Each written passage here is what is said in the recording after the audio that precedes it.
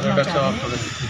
और ये जो पिछले दिनों क्या कई सालों से 5-7 साल से जो समाज का सांप्रदायिक सद्भाव का जो ताना बाना छिन्न भिन्न करने की कोशिशें की जा रही हैं, तो हम सारे अलग अलग ऑर्गेनाइजेशंस के साथी हैं और सभ्य नागरिक समाज हम एक अपना चाहते हैं एक ऐसा समाज जिसमें सबको जीने का हक मिले।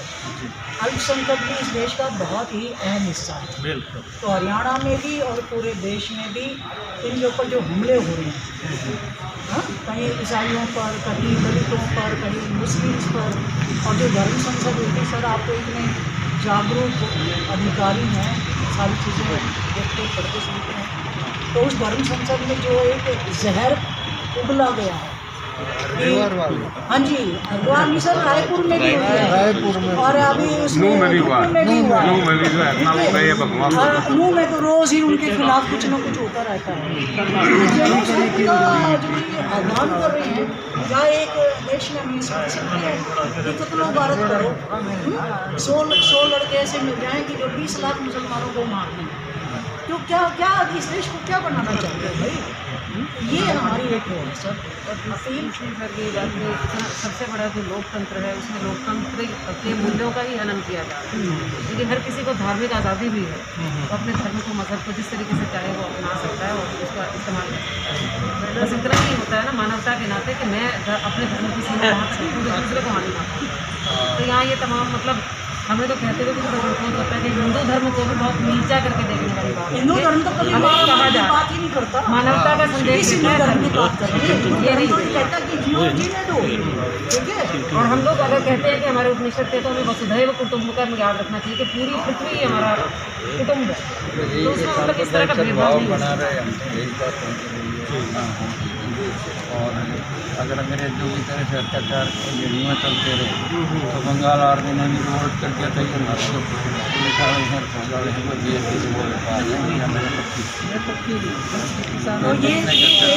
मूल्यों के कारण पूरे विश्व में जाना जाता है ना, इस देश की बदनामी होनी शुरू हो गई है, लिखने लग गए किताब, बिल्कुल हाउ डेमोक्रेसी डाई, जी जी लिखने लग गए। तो सर हम इसी चिंता के तहत आप तो बड़ा अच्छा पहले समझ रहे हो बात, हाँ बहुत बढ़िया थैंक और कदम से यू। ठीक है सर, सही है।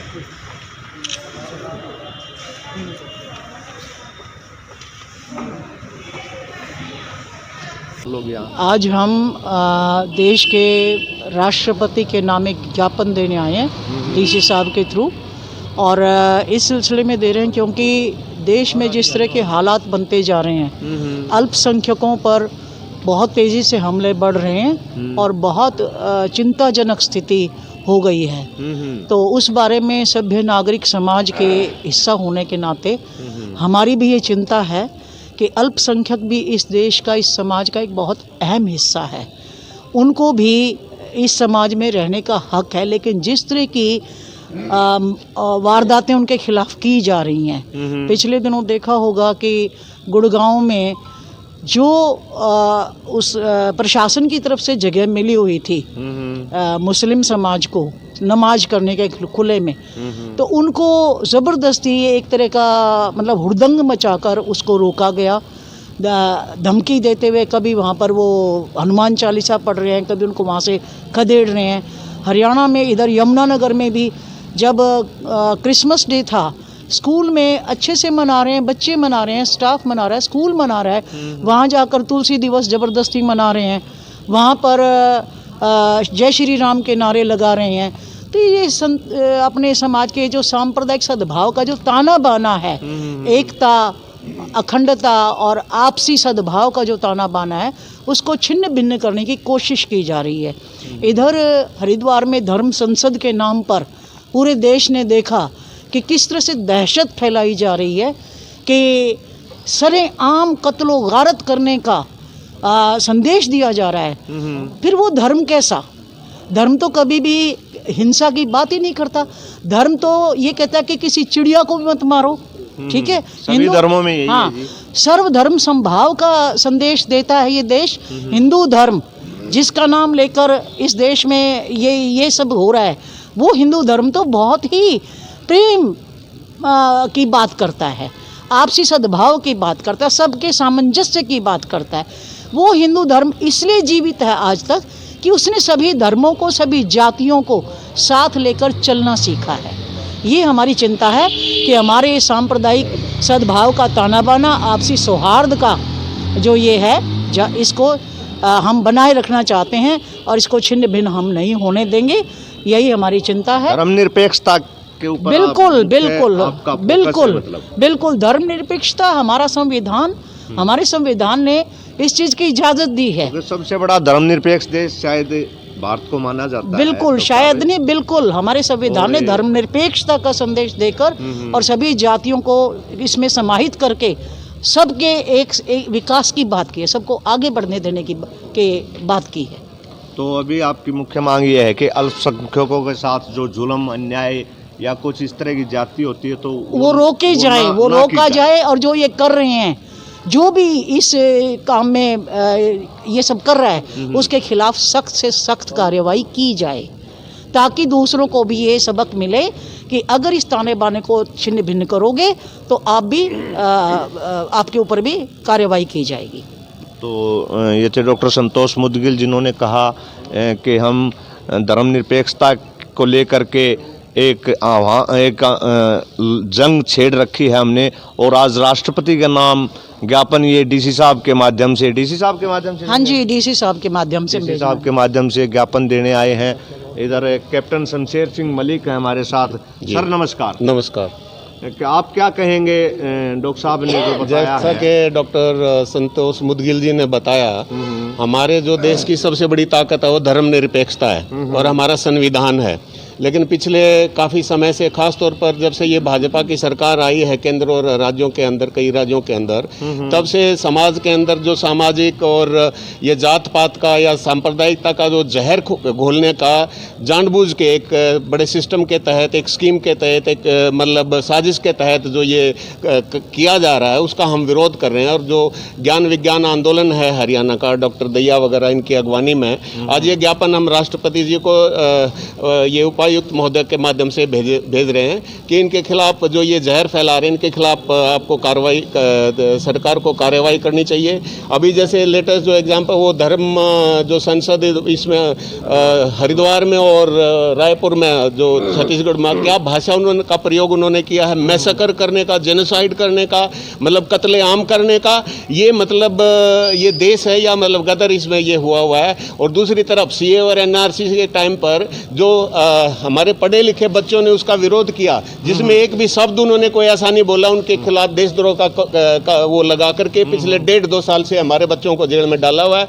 और वो धर्म के नाम पर जो यहाँ पे अपराधी लोग गेरुआ वस्त्रों में उन्होंने जो जिस ढंग का भाषा का प्रयोग किया, उसका हम पूरी तरह से निंदा करते हैं। उसके अलावा ये सिर्फ अल्प समुदायों को ही नहीं, मतलब ये नहीं कि भाई मतलब पहले जैसे खास तौर पर मुस्लिम उनको कर रहे थे, क्रिश्चियनिटी का बहुत ज़बरदस्ती इन्होंने विरोध करना शुरू कर दिया है, अब सिख समुदाय का इन्होंने विरोध किया है। और जात पात में भी ये दलित समाज के खिलाफ ये बहुत खुल के बोलते हैं। अभी पीछे जब ओलंपिक के अंदर भारतीय टीम उसमें ब्रॉन्ज पदक में जब हार गई थी, बहुत अच्छी परफॉर्मेंस थी हमारी। एक जो खिलाड़ी थी वंदना कटारिया यूपी की, वो दलित समाज से थी, और उससे पहले मैच में उसने हैट्रिक करी, 3 गोल करे। इतनी बड़ी खिलाड़ी के घर के बाहर जाके जाति सूचक शब्द कहे और ये कहा कि इसको उससे निकाल देना चाहिए और सभी दलितों को उससे बाहर कर देना चाहिए। जानबूझ के ये करी जा रही है, इसका हम विरोध करने के लिए यहाँ पर आए।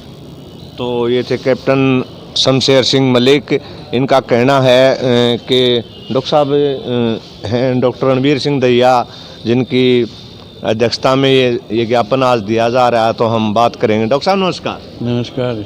डॉक्टर साहब क्या मैं तो दो अरफी बात है कि ये संविधान ने पढ़न बैठान लाग रहे हैं और या जनता इन पढ़न बैठावेगी, या पक्की बात है। हम तो यह प्रचार करें हैं जनता में कि जितने तावड़े न पढ़न बैठा दो उतना पढ़न बैठेंगे। और ये जो करतूत कर रहे हैं, ऐसी करतूत कर रहे हैं, इन करतूतों का जवाब जनता देवेगी। पहले भी दिया है जनता ने। हिंदुस्तान को धर्मनिरपेक्ष बनाने में लोगों ने बहुत कुर्बानियाँ दी थी, तब जाके ये देश धर्मनिरपेक्ष बना था।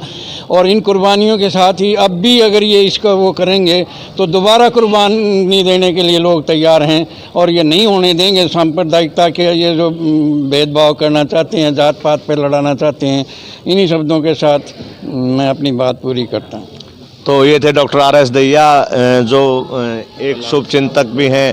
और डॉक्टर साहब तो भाई जैसा इन्होंने कहा कि एक छड़े गली बंद करने वाली बात करे आग्रह। डॉक्टर साहब बहुत अच्छी किसान मजदूर और कमेरा वर्ग के ऊपर रागनियाँ गीत भी बहुत अच्छे अच्छे लिखते हैं और काफ़ी समय से समाज के अंदर पदम सिंह अहलावत जी हैं हमारे साथ। भाई साहब नमस्कार। नमस्कार जी। क्या कहेंगे आप इस हम तो एक ही चीज़ कहेंगे कि जो आजकल जो ये हो रहा है ना, अल्पसंख्यकों के विरुद्ध जो प्रचार किया जा रहा है, हमारे संविधान के अंदर धर्मनिरपेक्ष है हमारा संविधान। जो हमारे अंबेडकर साहब ने जो लिखा है संविधान, उसके अंदर सभी धर्मों का सम्मान किया गया है। बिल्कुल। तो आज जो किया जा रहा है ना, आपकी जो वजारत करने लग रही है, वो बाकायदा जो है ना, जो छोटे अल्पसंख्यक हैं या कोई दूसरे आदमी हैं, उनको दरकिनार करने की कोशिश की जा रही है। ये हम बिल्कुल भी बर्दाश्त नहीं करेंगे। तो अल्पसंख्यक में सिर्फ मुस्लिम समुदाय के अलावा जो दूसरे भी जो जातियाँ आती हैं, उन लोगों को भी जो है ना एक किस्म से, हाँ, तो ये नहीं होना चाहिए। और बिल्कुल जो है ना, जो हमारा संविधान कहता है, संविधान के अनुसार चलो। आप संविधान को देखो, संविधान में क्या लिखा गया है। हिंदुस्तान जो है ना धर्मनिरपेक्ष है, यहाँ हर धर्म का जो है ना सम्मान किया जाएगा। तो इस वक्त हो क्या रहा है, मैं आपका धन्यवादी हूँ जो आपका सोशल जो मीडिया है जो इस बात को आगे लेके आ रहा है, आप धन्यवाद के पात्र हैं कि भी इस वक्त। लेकिन कुछ जो है ना मीडिया वालों की अभी भी जो है ना आँखें बंधी हुई हैं, और जिस वक्त ये देश बिक जाएगा तब वो बाद में जो है ना जब होश आया तो क्या फ़ायदा रहेगा। तो हमारी यही है कि भाई आप लोग जो है ना, जो आप काम कर रहे हो, और जिस वक्त जिन लोगों ने आंखें बूंदी हुई हैं, उन्होंने भी आंखें खोलने की ज़रूरत है। नहीं तो फिर ये सारा सब कुछ अगर जमड़िया मेट हो जाएगा, फिर कुछ नहीं बचेगा। अभी जागृत होने की ज़रूरत है। जो ये आदमी इस प्रकार का हमारे देश के अंदर जो दुष्प्रचार होने जा रहा है, दुष्प्रचार किया जा रहा है, उसको जो है ना ख़त्म करो। आप लोग सारे मिलकर, सोशल मीडिया का बहुत ज़्यादा योगदान है। धन्यवाद। आप विभिन्न नागरिक मंचों ने एक ज्ञापन दिया है जिसमें अल्पसंख्यकों पर हो रहे अत्याचार बारे और भारतीय डेमोक्रेसी को जिस तरीके से इन्होंने कहा कि उस तरीके से कुछ हानियां पहुंच रही और जिस तरीके की भाषा का इस्तेमाल जगह जगह हो रहा है, वो देश हित में नहीं है। ये ज्ञापन मेरे माध्यम से दिया गया है, जिसको मैं उचित माध्यम द्वारा ऊपर उच्चाधिकारियों तक भेज दूंगा। Thank you.